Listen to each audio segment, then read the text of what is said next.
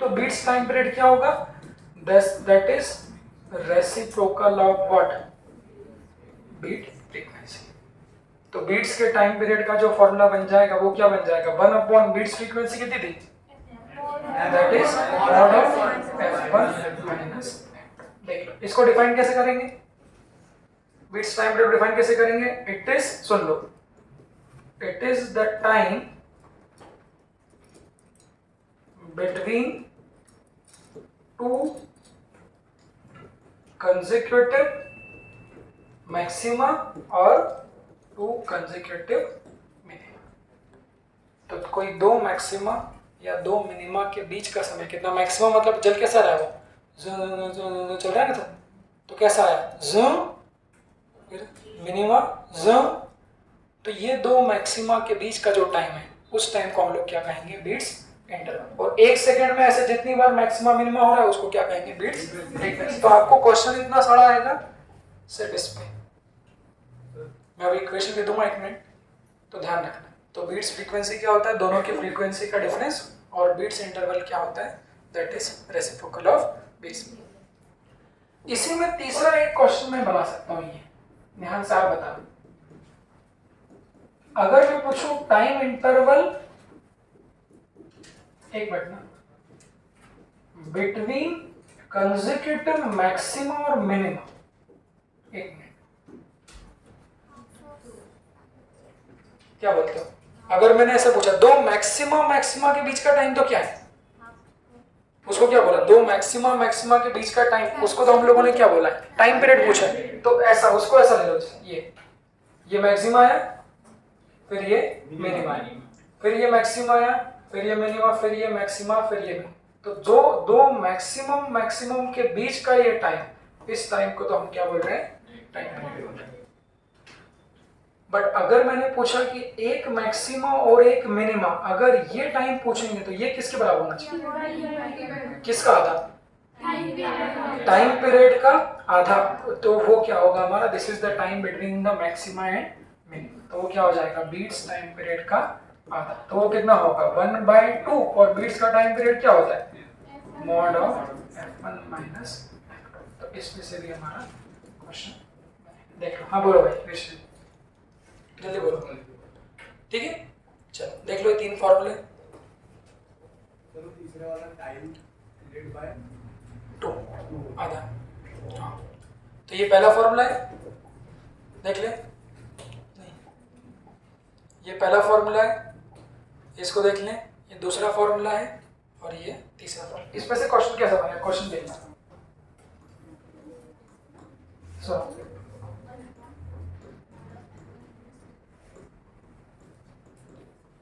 एक minute,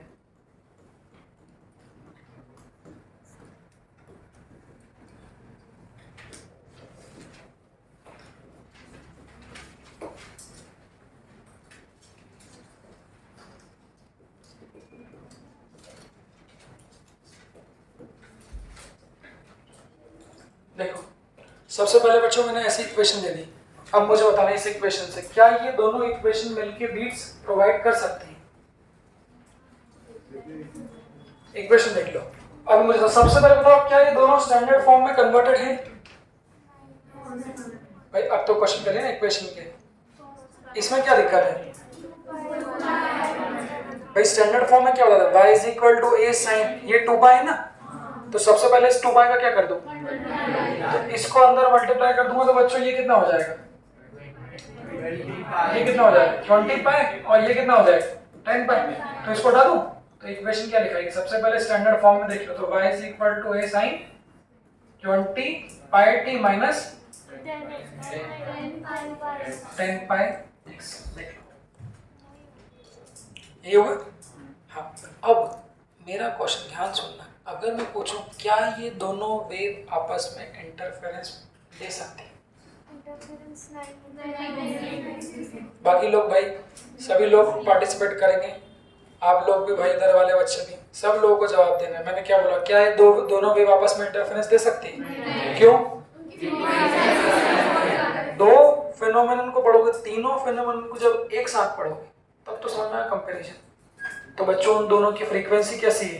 different है, तो इंटरफेरेंस पॉसिबल नहीं है।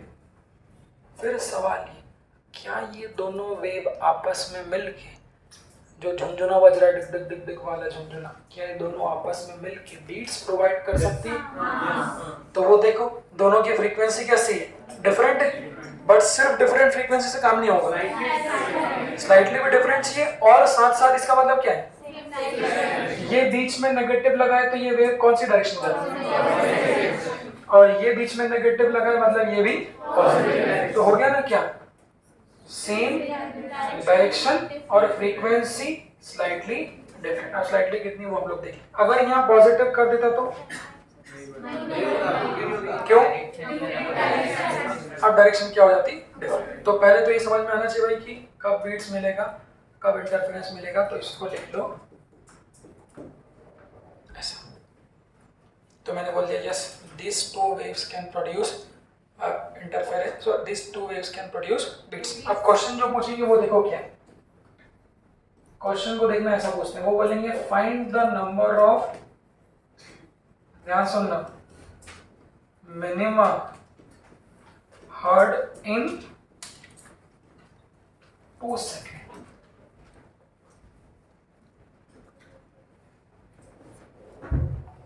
पहला क्वेश्चन तो ये पूछ लेंगे, ऐसे थोड़ी ना हमेशा बीट्स फ्रीक्वेंसी पूछेंगे। एक मिनट देखो, लिखो मत, देखो इधर देखो बच्चों। सबसे पहले क्या पूछा है? Find the number of what, minima heard कितने सेकंड में। तो अब आपको सोचना है कि भाई आपके पास फॉर्मूला क्या है, या तो बीट्स फ्रीक्वेंसी निकालो या बीट्स टाइम। तो उसके लिए मैंने डेफिनेशन बताई थी। या तो वो क्वेश्चन में डायरेक्ट बोल देगा बीट्स फ्रीक्वेंसी निकाल लो तो बात ही खत्म हो जाती, बट ऐसा संभावना कम है। अगर वो कहता find the number of minima या number of maxima heard in 2 second, तो 1 सेकंड में जितने मिनिमा बनते हैं उसी को हम लोग क्या बोलते हैं? इसीलिए बोल रहा हूँ डेफिनेशन याद करो। बीट्स फ्रीक्वेंसी मतलब नंबर ऑफ, या तो मैक्सिमम साउंड या फिर मिनिमम साउंड। 1 सेकंड में जो भी चीज होती है उसको क्या बोलते हैं? फ्रीक्वेंसी। तो 2 सेकंड में पूछा तो क्या दिक्कत है? 1 सेकंड में निकाल लो, उसको किससे मल्टीप्लाई कर देंगे? 2 से मल्टीप्लाई कर देंगे। मतलब सॉल्यूशन पहला वाला कि वहां क्या पूछी है हमारी? Beats frequency. फॉर्मूला क्या होता है? Mod of f1 minus. तो जो दो वेव आपस में मिल रही है उनकी फ्रीक्वेंसी को क्या कर दो? माइनस कर दो। इसके लिए पहले हम लोग काम कर चुके हैं। इसकी फ्रीक्वेंसी कितनी होगी? ये किसकी वैल्यू है? ओमेगा टी माइनस के एक्स। तो पहले वाली जो वेव है उसका ओमेगा 1 कितना है बच्चों? 20 पाई। इसको क्या लिख देंगे? 2 pi f1 that is equal to कितना हो जाएगा? 20 पाई। 2 पाई से कट जाएगा तो पहले वाले की फ्रीक्वेंसी कितनी हो जाएगी? 10 हो जाएगी। इसकी फ्रीक्वेंसी हाँ, ये किसकी वैल्यू है?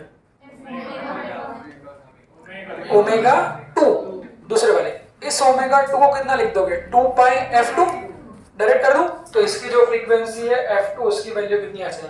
1 आ जाएगी। क्या बोलते हैं? तो इस वेव की फ्रीक्वेंसी कितनी है? 10। इसकी फ्रीक्वेंसी कितनी है? 1। हो गया point. 2 waves of slightly different frequency travelling in the same direction. तो जब इन दोनों का मिलन होगा तो जो बीट्स फ्रीक्वेंसी बनेगी, मॉड मतलब जो भी क्या है? बड़ा। तो बड़ा क्या है आपका? 10 माइनस 1। तो beats frequency will be 9। But इससे काम नहीं चलेगा, इसको हमेशा बोलो ये 9 क्या आया? उसको बार बार बोलो। बीट्स फ्रीक्वेंसी मतलब नंबर ऑफ मैक्सिमा या फिर मिनिमम इन 1 सेकंड। तो 1 सेकंड में 9 बीट्स फ्रीक्वेंसी मतलब जब उन दोनों को बजाओगे ना उन दोनों तो 9 बार तो गिन लेना घड़ी से। 9 बार साउंड क्या होगा? मैक्सिमम, और 9 बार क्या होगा? मिनिमम। जो कि उसने कितने पूछा है? 2 सेकंड में। तो 2 सेकंड में कितनी बार होगा? तो आंसर विल बी। ठीक है, पहला क्वेश्चन। हाँ, इसी क्वेश्चन में मैं ऐड करूंगा जो मैंने पीछे बताया था उसको। मैं बोलूंगा फाइंड द टाइम, सुनना, time between a maxima and minima, जो मैंने वहां पर लिखा है। देख लो बच्चों, तो किसके बीच टाइम निकालना है? Find the time between maxima and minima. मतलब क्या निकालना है? Time period.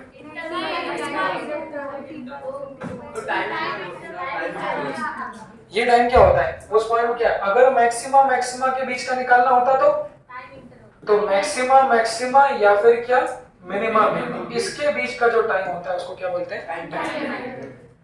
ध्यान रखना ऑप्शन में दोनों मिलेंगे, लोग जल्दीबाजी में ये गलती कर देंगे कि अगर मैक्सिमा और मिनिमा के बीच का टाइम निकालना है तो वो टाइम पीरियड का क्या होता है?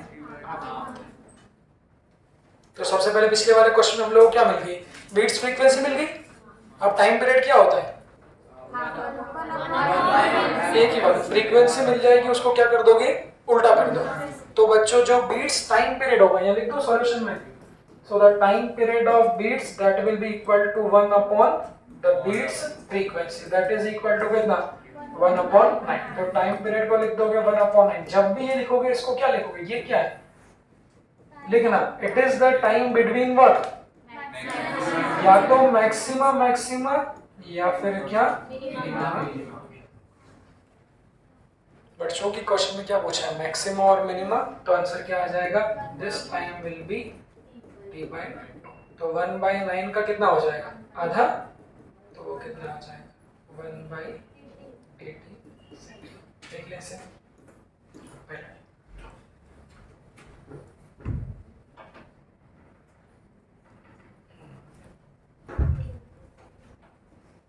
हो गया आधा घंटा आपका?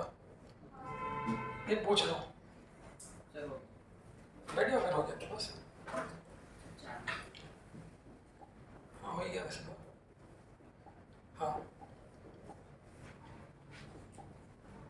इसको देखो। अच्छा बाकी इनसे कोई मतलब नहीं। बीट्स में भी वेवलेंथ एम्पलीट्यूड इनसे हमको कोई मतलब नहीं। ठीक है चलिए। किसका बताए तो कितना आएगा? 1/18 सेकेंड।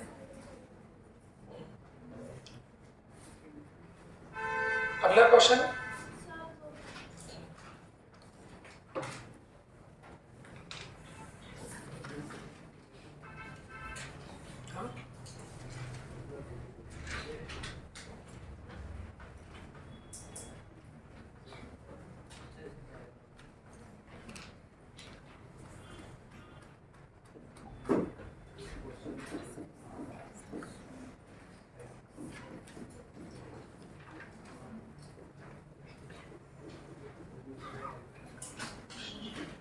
ये देखो सुना?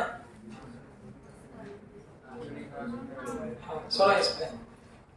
बीट्स पे से नॉर्मली वैसे तो सुनो, पढ़ाने को तो कोई थ्योरी नहीं है, बस उतनी ही theory F1 - F2 beat frequency होती है। बट इस पे जो क्वेश्चन बनते हैं उन क्वेश्चंस की रेंज अच्छी है। सुनो, उसके क्वेश्चन को बनाने के लिए ट्यूनिंग फॉर्क नाम की चीज वहां पर आप लोगों को मिलेगी। स्कूल में कभी तुम लोग जाते हैं तो लैब में वहां पर ट्यूनिंग फॉर्क रखी होती है। अब एक्सपेरिमेंट आपने किए या नहीं किए मुझे तो ये नहीं पता, बट स्कूल में ट्यूनिंग फॉर्क रखी होती है। ट्यूनिंग फॉर्क का काम क्या होता है? देखा उसको बजाते हैं। तो ट्यूनिंग फॉर्क है क्या? कोई आपसे पूछ ले व्हाट इज ट्यूनिंग फॉर्क, तो बच्चों आप लोग क्या कहोगे? This is a sound producing instrument. Instrument कह लो या डिवाइस, जो भी आपको कहना हो कह लो। मतलब ट्यूनिंग फॉर्क एक ऐसा इंस्ट्रूमेंट है जिससे हम लोग साउंड बना सकते हैं। फिर मेरे दिमाग में आता है कि बेटा साउंड बनाने के लिए ट्यूनिंग फॉर्क यूज क्यों कर रहे हो? चिल्ला लो, क्या मैं साउंड प्रोड्यूसिंग इंस्ट्रूमेंट नहीं हूँ? हाँ आप वेव देख सकते हो कितना वाइब्रेशन। नहीं देखने वाली बात, वेव तो कभी देख ही नहीं सकते अपन नॉर्मली साउंड में।